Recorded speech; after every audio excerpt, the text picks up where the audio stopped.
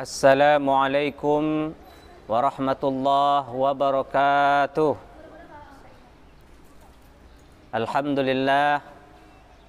Alhamdulillahilladzi ja'ala Ramadan syahida syuhur, syahrul Ramadan alladzi unzila fihi al-Qur'an hudan linnasi wa bayyinatin minal huda wal furqan.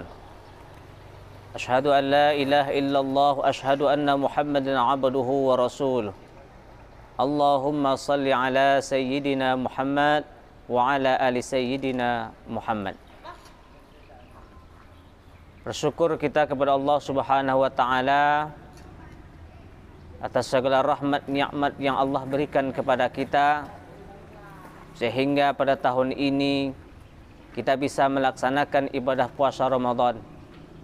Mudah-mudahan ibadah puasa Ramadan yang kita laksanakan pada hari ini, pada tahun ini, diterima oleh Allah dan mendapatkan hendaknya derajat la'allakum tattaqun, taqwa. Amin, amin ya rabbal alamin. Salawat dan salam kita kirimkan kepada Rasulullah sallallahu alaihi wasallam dengan mengucapkan Allahumma salli ala sayyidina Muhammad wa ala ali sayyidina Muhammad. Mudah-mudahan kelak di yaumil akhir kita mendapatkan syafaatnya. Amin, amin ya rabbal alamin. Para pemirsa dimanapun berada, mudah-mudahan dirahmati oleh Allah Subhanahu wa ta'ala. Pada kesempatan ini kita akan membahas tentang akibat daripada memakan yang haram. Allah Subhanahu wa ta'ala berfirman dalam Al-Quran, mengingatkan kepada kita, "Falyanzuril insanu ila ta'amih." Hendaklah kalian orang-orang yang beriman itu, kata Allah, memperhatikan apa yang dimakan, baik zatnya, cara mendapatkannya, atau hak-hak Allah yang wajib ia keluarkan. Jadi dalam memperhatikan masalah makanan halal atau haram ditinjau dari tiga tadi. Pertama, zatnya, cara mendapatkannya, atau hak-hak Allah yang wajib kita keluarkan. Kalau ini kita tidak perhatikan, berarti sama kita memakan yang haram. Mungkin barangkali masalah zat kita sudah sama-sama tahu, seperti babi, anjing, itu jelas zatnya haram. Tapi yang kedua ini cara mendapatkannya. Beras halal, tapi kalau cara mendapatkannya dengan mencuri menjadi haram. Kemudian hak-hak Allah, zakat yang tidak kita keluarkan, terus kita makan, sama kita memakan yang haram. Kalau sudah memakan yang haram, maka akan berakibat buruk terhadap keselamatan kita, baik di dunia ini, lebih-lebih di hari akhirat kelak. Apa akibatnya? Antara lain yang pertama, kata Rasul, kita digolongkan termasuk orang-orang yang munafik. Kenapa munafik? Karena salah satu ciri-ciri orang yang munafik itu adalah orang yang tidak membedakan halal dan haram. Dan yang selanjutnya, akibat daripada memakan yang haram itu menyebabkan doa kita ditolak oleh Allah Subhanahu wa ta'ala. Pernah pada suatu hari Rasulullah sallallahu alaihi wasallam bersama sahabat berjalan. Kemudian sahabat ini melihat ada orang yang sedang berdoa dengan khusyuk. Saking khusyuknya berdoa, dia meneteskan air matanya. Lalu sahabat ini berkata, "Ya Rasulullah, doa orang ini pasti dikabulkan oleh Allah." Rasulullah SAW menjawab, sesungguhnya kalian tidak tahu, Jibril telah memberitahu kepadaku bahwa doa orang tersebut tidak dikabulkan oleh Allah Subhanahu wa taala. Lalu sahabat ini heran, kenapa doanya tidak dikabulkan oleh Allah ya Rasulullah? Padahal dia berdoa khusyuk, saking khusyuknya meneteskan air matanya, tapi kenapa doanya tidak dikabulkan?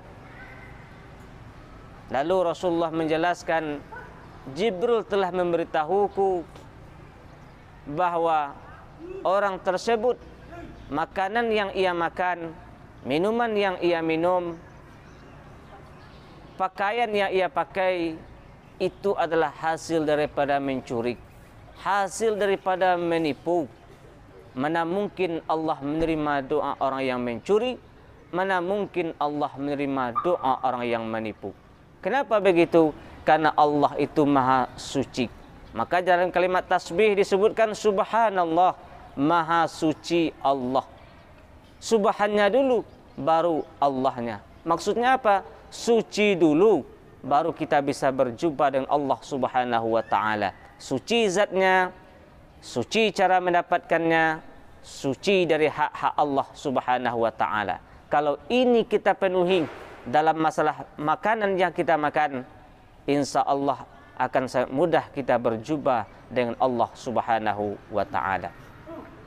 Dan yang selanjutnya, penyebab daripada makan yang haram itu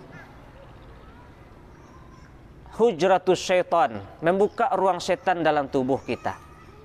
Memakan yang haram itu sama kita membuka ruang syaitan dalam tubuh kita. Sebab apa? Sebab makanan yang kita makan itu menjadi darah daging. Maka disitulah kesempatan syaitan masuk. Kemudian dia membisikkan kepada telinga kita tentang kesesatan. Makanya orang yang banyak makan yang haram itu biasanya hidupnya gelisah. Walaupun duitnya banyak, tapi hidupnya gelisah. Contoh seperti Qarun. Qarun banyak hartanya, tetapi dia orangnya pelit. Diminta zakat, kata Qarun tidak mau memberikan zakatnya. Apa kata Qarun?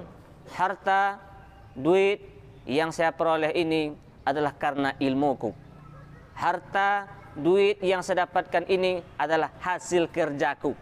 Ini kata Qarun. Padahal Allah Subhanahu wa ta'ala memberikan harta kepada Qarun itu adalah sebagai ujian apakah ia bersyukur atau tidak.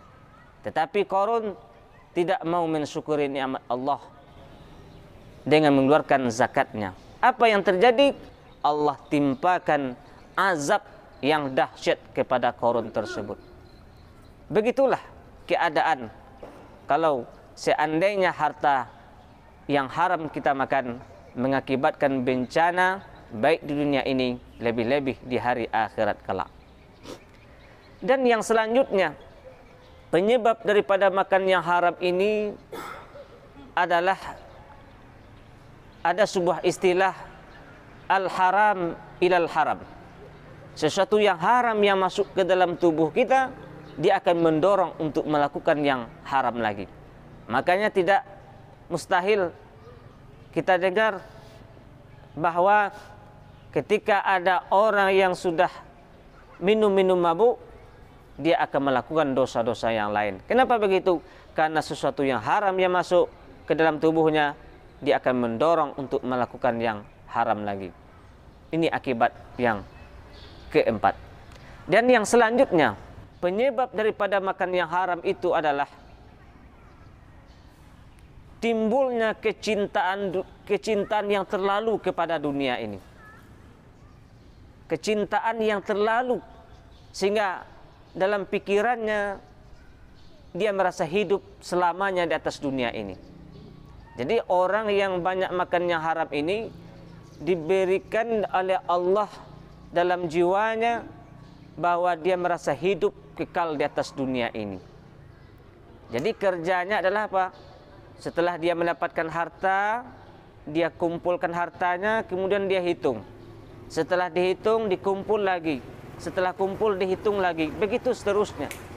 Dia tidak memikirkan bagaimana dia berinfak, bersedekah. Dia merasa hidup di atas dunia ini kekal. Ini yang dikatakan Allah dalam Al-Quran, alladzi jama'a malahu wa 'addadah yakhshabu anna malahu akhladah.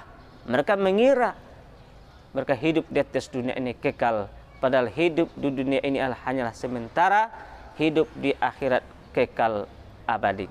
Alhaakumut takatsur hatta zurtumul maqabir. Bermegah-megahan, kebanyakan itu bisa melalaikan kamu hingga kamu masuk ke dalam kubur. Apa akibat yang timbul ketika orang terlalu cinta kepada dunia tanpa memikirkan akhiratnya? Yang akan muncul rasa pelit. Kenapa pelit? Karena harta yang dia kumpul setelah dihitungnya.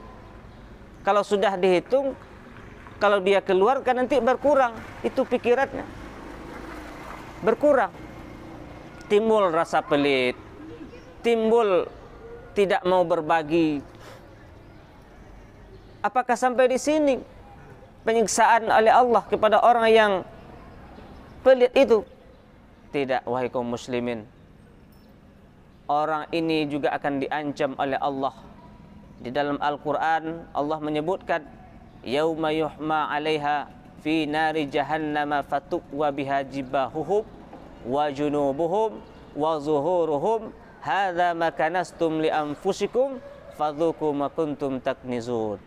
Pada hari kiamat nanti, orang yang pelit zakat yang tidak dia keluarkan itu akan berubah menjadi setrika yang besar, lalu akan disetrikalah kening mereka, lambung mereka, punggung mereka, lalu dikatakan kepada mereka, hadza ma kanastum li anfusikum, rasakan olehmu, inilah harta yang kamu kikir, inilah harta yang tidak kamu keluarkan zakatnya, akan menyiksa kita besok di hari akhirat kelak. Pemirsa dimanapun berada, mudah-mudahan dirahmati oleh Allah Subhanahu wa ta'ala. Inilah beberapa hal tentang bagaimana akibat buruk terhadap makanan yang haram kalau itu kita makan. Yang pertama, kita digolongkan termasuk orang yang munafik. Dan yang selanjutnya, doa kita ditolak oleh Allah Subhanahu wa ta'ala. Dan yang selanjutnya adalah membuka ruang setan dalam tubuh kita. Dan yang selanjutnya adalah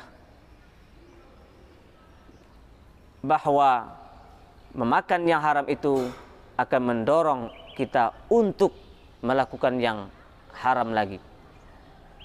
Dan yang selanjutnya adalah akan timbul dalam hati kita itu kecintaan yang terlalu kepada dunia sehingga melupakan akhirat. Kalau sudah terlalu cinta kepada dunia, muncul sifat pelit, muncul sifat kikir. Dan kalau timbul itu semua, bukan hanya di dunia ini, di hari akhirat Allah beri siksa. Sebagaimana yang telah dijelaskan tadi, harta yang kita bakhilkan akan menjadi setrika yang besar, dan itu akan mensetrika kening, lambung, dan punggung kita. Mudah-mudahan penjelasan tentang masalah ini bisa kita ambil pelajaran untuk bisa kita amalkan dalam hidup dan kehidupan kita. Demikian santapan rohani Ramadan pada kesempatan ini, mudah-mudahan ada manfaatnya untuk bisa kita ambil iktibar, untuk bisa kita amalkan dalam hidup dan kehidupan kita. Demikian, wabillahi taufiq wal hidayah. Assalamualaikum warahmatullahi wabarakatuh. Ramadan